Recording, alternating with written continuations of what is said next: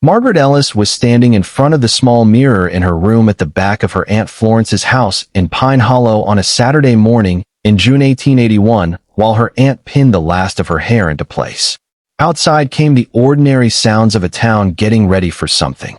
A wagon being loaded with chairs for the church, a dog barking at the activity, and two women discussing whether the weather would hold. Margaret was 26 years old, and she was marrying Samuel Pratt in 4 hours. Everything about the morning was proceeding exactly as a wedding morning should, with a great deal of small activity and very little time for any of it to feel like anything other than logistics.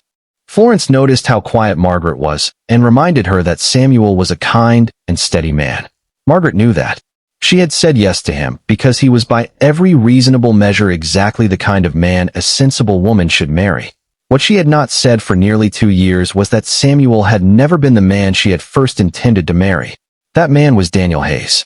Daniel had gone into the Comstock mine near Virginia City in the autumn of 1879 and had not come out along with 11 other men when a section of the lower gallery collapsed. Margaret had grieved him properly by the standards of the time, spending a year in black and gray before gradually returning to ordinary life. 18 months after the cave-in, Samuel began courting her carefully. He was patient, decent, and never suggested that her grief had run its proper course. Margaret eventually accepted him because he offered the possibility of a stable life after the one she had lost. But Daniel had not died. The mine collapse had created a sealed pocket in part of the lower gallery. Daniel had actually been working in a different section that day because he had traded shifts with another miner, a change that had never been properly recorded. He survived the initial collapse, but the unstable mine later sealed him and 4 other men inside another pocket. They had air, spring water, and carefully rationed food, but no way to communicate with the surface and no way for anyone outside to know they were alive. For 19 months, Daniel and the other survivors lived in darkness while the mine company continued to list him among the dead. The company's original records were never corrected because nobody realized the shift records were wrong. One of the 5 men eventually died of illness, and the others buried him inside the pocket and carried his identification tag with them. In the spring of 1881, rescuers finally reached the sealed section. 4 men were still alive, including Daniel. When Daniel emerged into the sunlight, the first thing he asked was what day it was. After learning how much time had passed, he immediately thought of Margaret and the spring day he had promised to return.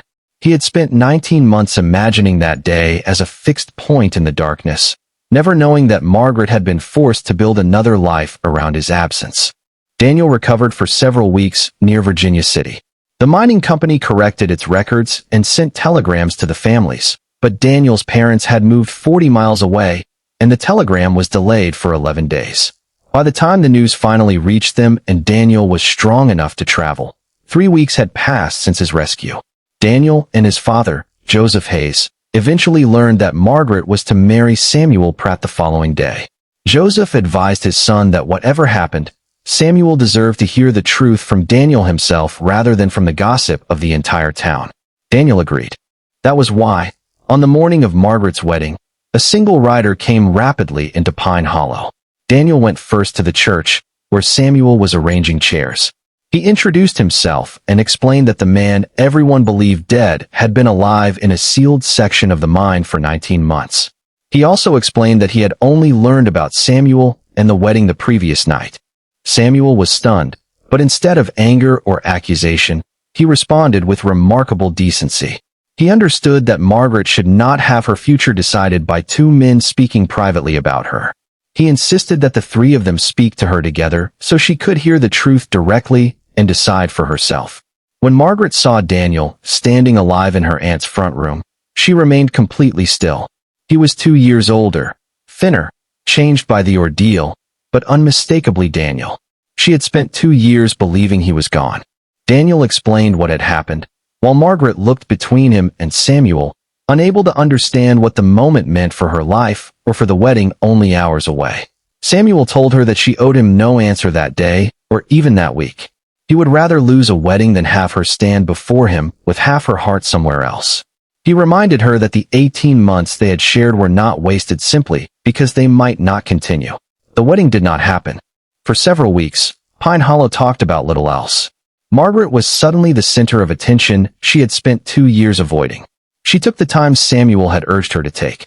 She talked with Daniel, who had returned from 19 months in darkness with a completely different understanding of time and what mattered. She also continued speaking with Samuel, who remained patient and kind without pressing her to choose. 6 months later, Margaret married Daniel Hayes in a small autumn ceremony attended by much of Pine Hollow. Samuel was there. By then, he had begun spending time with a widow named Clara from a neighboring town, and Margaret was relieved to discover that he had found someone who appreciated the goodness she had always seen in him.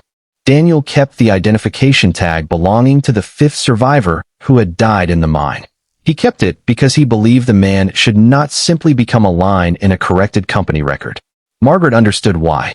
She had spent 2 years believing a record that was wrong, and she knew better than most what it cost when the truth was lost, and what it meant when, eventually, the truth found its way home.